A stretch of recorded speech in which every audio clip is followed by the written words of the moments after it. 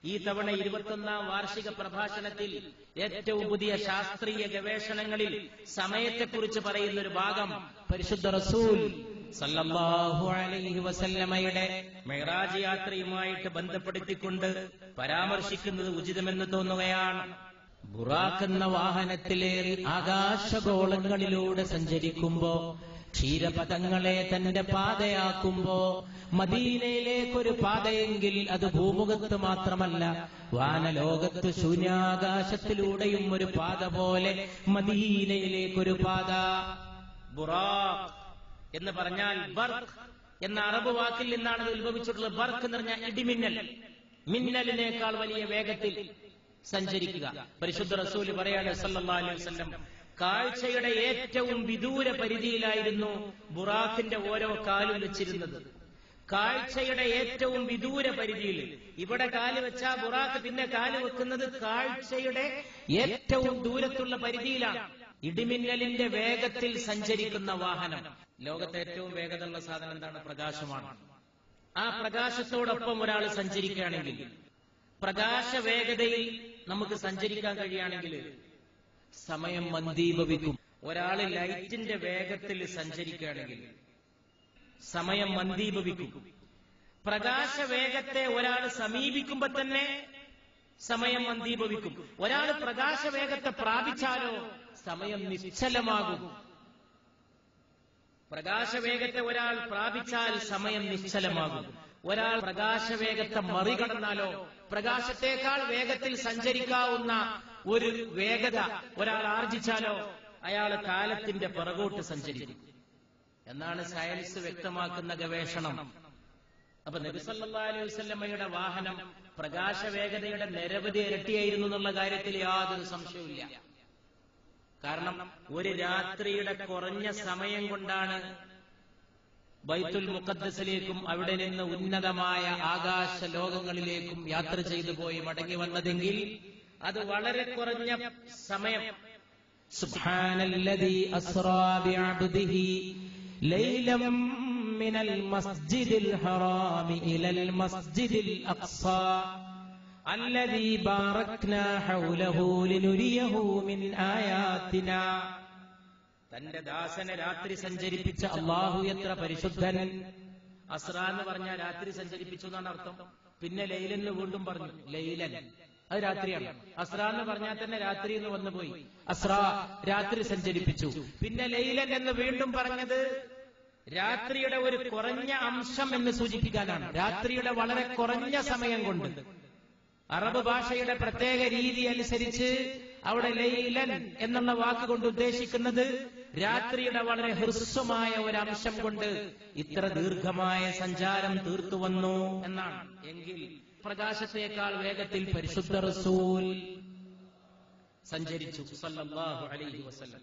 ഒറ്റ രാത്രിയിലെ നിമിഷാംശത്തിലാണ് റസൂലുള്ളാഹിന്റെ യാത്ര സല്ലല്ലാഹു അലൈഹി വസല്ലം. അപ്പൊ അതിന്റെ അർത്ഥം ആയിരക്കണക്കിന് വർഷങ്ങളാണ് നബി സല്ലല്ലാഹു അലൈഹി വസല്ലം ലാഭിച്ചിട്ടുണ്ടാവുക.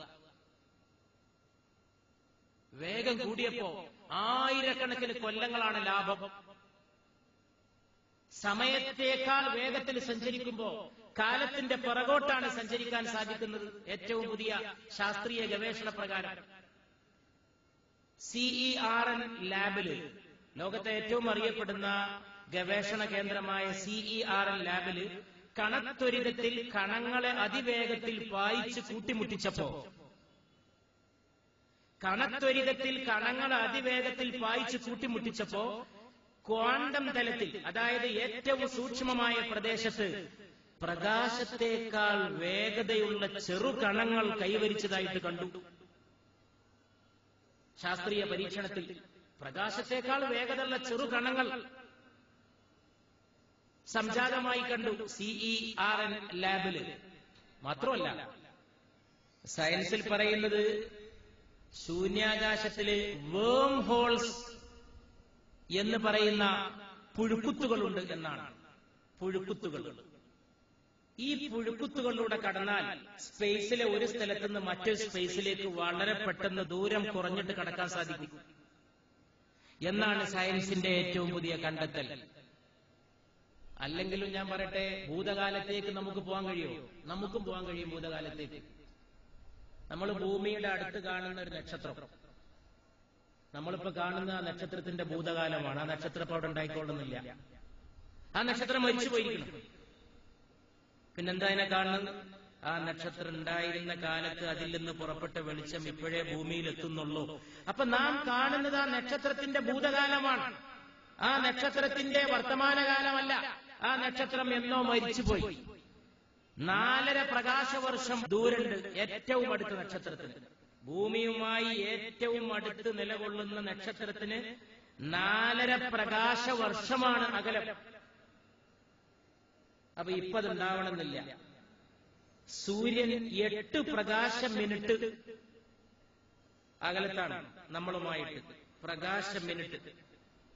ഏറ്റവും അടുത്ത ഗാലക്സിയായ ആൻഡ്രോമെഡിൽ നിന്ന് എത്തുന്ന പ്രകാശം, ഏറ്റവും അടുത്ത് ഭൂമിയുടെ അടുത്ത് കിടക്കുന്ന ഏറ്റവും അടുത്ത ഗാലക്സിയായ ആൻഡ്രോമെഡിൽ നിന്ന് എത്തുന്ന പ്രകാശം മനുഷ്യൻ ഭൂമിയിൽ ഉണ്ടാകുന്നതിന് മുമ്പുള്ള പ്രകാശമാണ്. ഭൂമിയുടെ ഏറ്റവും അടുത്ത് കിടക്കുന്ന ഗാലക്സി ആൻഡ്രോമെഡാണ്. അതിൽ നിന്നുള്ള വെളിച്ചം ഭൂമിയിൽ എത്തുന്നുണ്ട്. അത് ഭൂമിയിൽ മനുഷ്യവംശം ഉണ്ടാകുന്നതിന് മുമ്പ് പുറപ്പെട്ട വെളിച്ചമാണ് ഇപ്പൊ ഭൂമിയിൽ എത്തുന്നത്. അപ്പൊ എത്രയോ കാലങ്ങൾ കഴിഞ്ഞു പോയിരിക്കുന്നു. അതിനിടയിൽ ഇതൊക്കെ ഇല്ലാതായി പോയിട്ടുണ്ടാവാം. നമ്മളിപ്പോ കാണുന്ന ഒരു നക്ഷത്രം യഥാർത്ഥത്തിൽ ഉള്ള നക്ഷത്രമാകണമെന്നില്ല, മരിച്ച നക്ഷത്രമാകാം. നമ്മളതിനെ കാണുന്നത് അത് ഉണ്ടായിരുന്ന കാലത്ത് അതിൽ നിന്ന് പുറപ്പെട്ട വെളിച്ചം ഇപ്പോഴേ ഭൂമിയിൽ എത്തുന്നുള്ളൂ. അതുകൊണ്ട് സ്റ്റീഫൻ ഹോക്കിംഗ്, ഏറ്റവും വലിയ ഭൗതിക ശാസ്ത്രജ്ഞനായിട്ടുള്ള സ്റ്റീഫൻ ഹോക്കിംഗ്, പ്രപഞ്ചത്തിൽ പ്രകാശവേഗത്തെ മറികടക്കുന്ന ഘടകങ്ങളുടെ സാധ്യതയെ അദ്ദേഹം നിഷേധിക്കുന്നില്ല. ഈ അടുത്ത കാലത്ത് വളരെ പ്രശസ്തമായ ഒരു സയൻസ് ഫിക്ഷൻ, ഒരു ശാസ്ത്ര നോവൽ ഒരാൾ എഴുതുണ്ടായി, കാൾ സാഗൻ. ആ പുസ്തകത്തിന്റെ പേര് കോണ്ടാക്ട് എന്നാണ്. ആ പുസ്തകത്തിലെ ഇതിവൃത്തം വളരെ രസകരമാണ്. ഒരാൾ കാലത്തിലൂടെ സഞ്ചരിക്കുകയാണ്. റേഡിയോ ടെലസ്കോപ്പിലൂടെ ശൂന്യാകാശം നിരീക്ഷിക്കുന്ന ഒരു ജ്യോതിശാസ്ത്രജ്ഞയായ പെൺകുട്ടിയാണ് അതിലെ മുഖ്യ കഥാപാത്രം. ആ പെൺകുട്ടി കാലത്തിലൂടെ സഞ്ചരിക്കുന്നു. ഗവൺമെന്റ് കോടികൾ മുടക്കിയിട്ട് ആ പെൺകുട്ടിക്ക് ഒരു വാഹനം ഉണ്ടാക്കി കൊടുക്കുന്നു സ്പേസിലൂടെ സഞ്ചരിക്കാൻ. അങ്ങനെ സഞ്ചരിച്ച് കാലത്തിന്റെ പുറകോട്ട് പോയിട്ട് തന്റെ പിതാവിനെ ഈ പെൺകുട്ടി കണ്ടുമുട്ടുന്നു.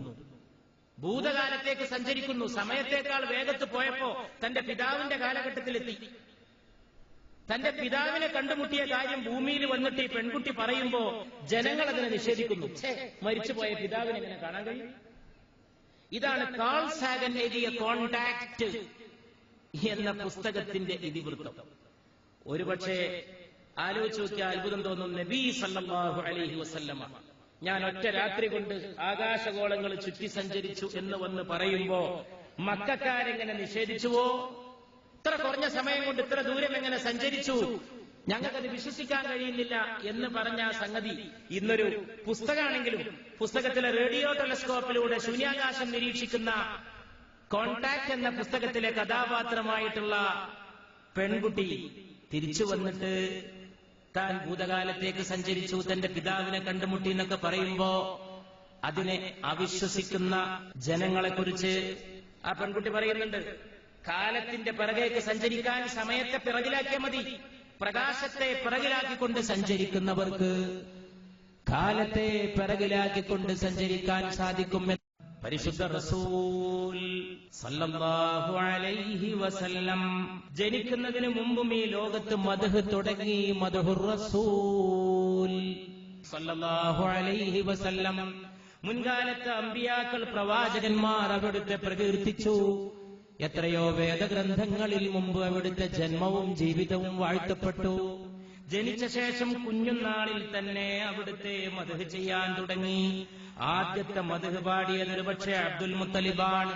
പിതാവിന്റെ പിതാവായ പിതാമഹൻ അവിടുത്തെ മടിയിൽ കിടത്തിക്കൊണ്ട് മദ്ഹ് പറഞ്ഞു. അന്ന് പരിശുദ്ധ റസൂലിന് 8-ാമത്തെ വയസ്സാണ്.